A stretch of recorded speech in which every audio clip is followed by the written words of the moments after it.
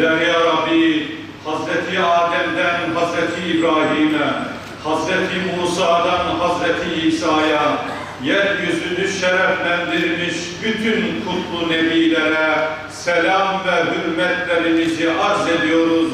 Sen haberdar eyle ya Rabbi.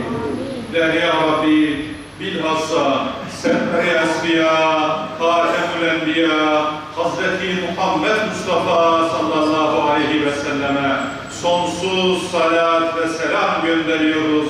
Sen ulaştıramadın.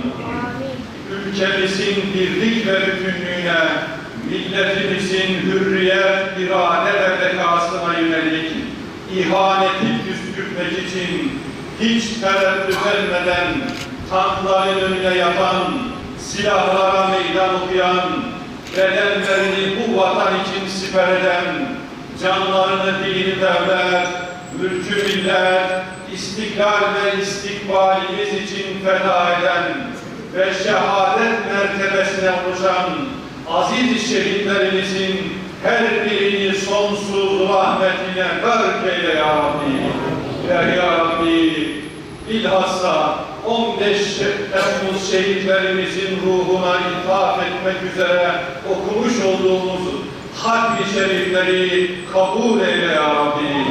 İlahi ya Rabbi, bütün şehitlerimizi Bedir şehitleriyle, Uhud şehitleriyle, Çanakkale şehitleriyle birlikte haşreyle ya Rabbi.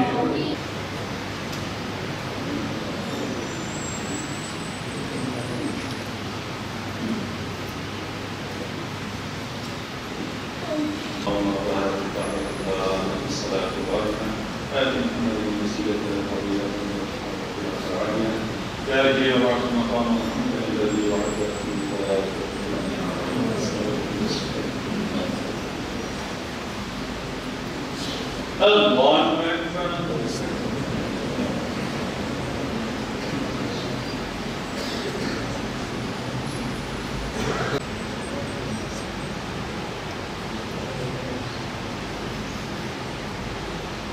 15 Temmuz Demokrasi ve Milli Birlik Günü.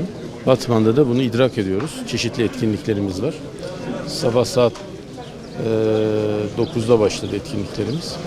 Öncelikle üniversitede bir takım etkinlikler yapıldı. Gazilerimizi ziyaret ettik. Ayrıca şehitlerimizin mezarlarını ziyaret ettik. Burada yine şehitlerimizin ruhuna hatimler okundu, mevlüt okundu. Şimdi bundan sonra etkinliklerimiz devam ediyor. Sergilerimiz var. Ardından yine üniversitemizde bir panel düzenlenecek. Bu şekilde akşama kadar etkinlikleri dolu dolu geçireceğiz. Akşam da saat 20'de valilik önünde büyük bir kalabalıkla tüm vatandaşlarımızı bekliyoruz. Büyük bir kalabalıkla. 3. yılını idrak edeceğiz Milli Birlik ve Demokrasi Günü'nün. Tabii orada uzun uzun konuşacağız ama sadece şunu söyleyelim. Milletimiz şecaatiyle, hamiyetiyle ve basiretiyle büyük bir belayı def etmiştir.